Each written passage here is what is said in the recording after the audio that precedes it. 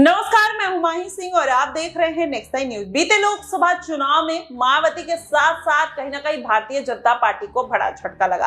अब ऐसे में अखिलेश यादव और चंद्रशेखर आजाद एक मजबूत भूमिका में नजर आ रहे हैं। ऐसे में माना ही जा रहा है कि क्या मायावती अब भारतीय जनता पार्टी को साधने का प्रयास करेंगे, क्या चाहेंगे कि उनके साथ गठबंधन हो जाए जिससे उनकी पार्टी का गिरता हुआ वर्चस्व फिर से संभाला जा सके, फिर से वो जनाधार उनका वापस आ सके। ऐसे में भारतीय जनता पार्टी भी नहीं चाहेगी कि मायावती किसी और पार्टी का रुख करे। जैसे अखिलेश यादव ने खुला ऑफर मायावती को दिया था गठबंधन के लिए। जब लोकसभा के चुनाव हो रहे थे तभी अखिलेश यादव चाहते थे कि मायावती उनके साथ आ जाए। उनको बखूबी अच्छी तरीके से पता था कि अगर मायावती उनके अंगेज में उतरती है तो जाहिर तौर पर इसका जो फायदा होगा वो भारतीय जनता पार्टी को होगा। अब ऐसे में ये सारे समीकरण तो बैठ जाते हैं, लेकिन इस बार के उपचुनाव और विधानसभा चुनाव की जो रणनीति है अभी से पार्टियां बनाती हुई नजर आ रही है। माना ही जा रहा है कि मायावती के जो सॉफ्ट रुख है वो भारतीय जनता पार्टी की तरफ दिखाई दे रहा है। आज इन्हीं तमाम मुद्दों पर चर्चा करेंगे। हमारे साथ तनुज मौजूद है। तनुज, क्या लगता है कि मायावती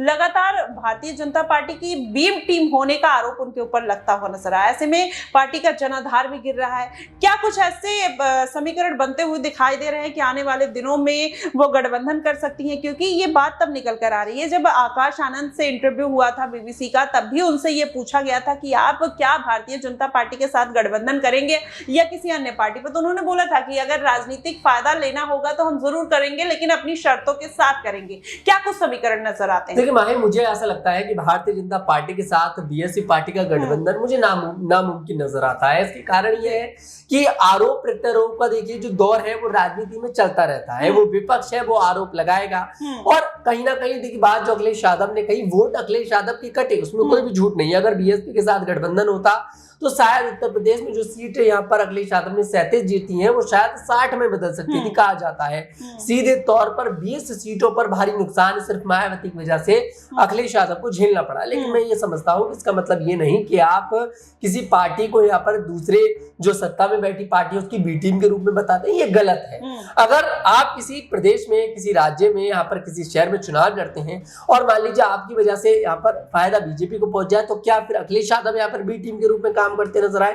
तो ये बात यहाँ पर मुझे बिल्कुल गलत नजर आती है, क्योंकि देखिए यहाँ पर लोकतंत्र है और लोकतंत्र में पूरा अधिकार है कि आप चुनाव लड़ सकते हैं। और बीएसपी पार्टी का वर्चस्व भले ही देखिए अभी माही खत्म हो चुका है, कम नजर आ रहा है, लेकिन ये वही बीएसपी पार्टी है जिसने उत्तर प्रदेश में कई दशकों तक राज किया। ये अखिलेश यादव भूल गए कि ये वही बीएसपी पार्टी है जिनका गठबंधन समाजवादी पार्टी के साथ हुआ करता था। कई बार सरकार भी चली, पूरा कार्यकाल भी पूरा करा। तो इस तरह से डायरेक्ट आरोप लगा देना मुझे गलत नजर आता है। अखिलेश यादव एक समय बुआ कहा करते थे। खैर, अब जो गठबंधन की बात आप जिक्र कर रही है, मुझे नहीं लगता कि बीजेपी के साथ गठबंधन होगा।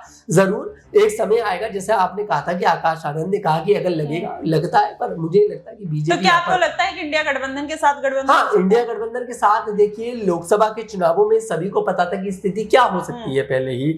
हालांकि स्थिति बेहतर अच्छी रही, काम अच्छा करा इंडिया गठबंधन ने, लेकिन मायावती का इस तरह से इंडिया गठबंधन में जाना कहीं ना कहीं देखिए एक सस्पेंस बन जाता, क्योंकि मायावती बिना प्रधानमंत्री पद के ऑफर के जाकर इंडिया गठबंधन में बैठी, ये बात तो मुझे समझ में नहीं आ रही थी। और कहा तो जाता है कि अखिलेश यादव की तरफ से ऑफर दिया गया, लेकिन कोई इसकी औपचारिक पुष्टि नहीं है। अब ऐसे में सिर्फ हम कयासों पर ये बात कह दें कि उन्हें जाना चाहिए था, ये गलत है, क्योंकि मायावती उत्तर प्रदेश की कई बार देखिए मुख्यमंत्री रही है। ऐसे में मैं समझता हूँ एक दलित महिला के रूप में भी अगर देखा जाए तो प्रधानमंत्री पद के लिए इंडिया गठबंधन में दावेदार थी। लेकिन इंडिया गठबंधन का कौन दावेदार था ये बात आपको पहले से पता है। राहुल गांधी का नाम सबसे आगे चल रहा था। तो शायद मुझे लगता है यही कुछ छोटे छोटे कारण रहे जिस कारण से मायावती ने उनके साथ गठबंधन नहीं करा। जी बिल्कुल। अब ऐसे में देखना दिलचस्प होगा कि इस बार के विधानसभा चुनाव में अगर मायावती को जरूरत पड़ती है किसी के साथ गठबंधन करने की तो वो करेंगी। कौन सी पार्टी होगी, भारतीय जनता पार्टी या फिर इंडिया गठबंधन के साथ समीकरण बनाते हुए नजर आती हैं?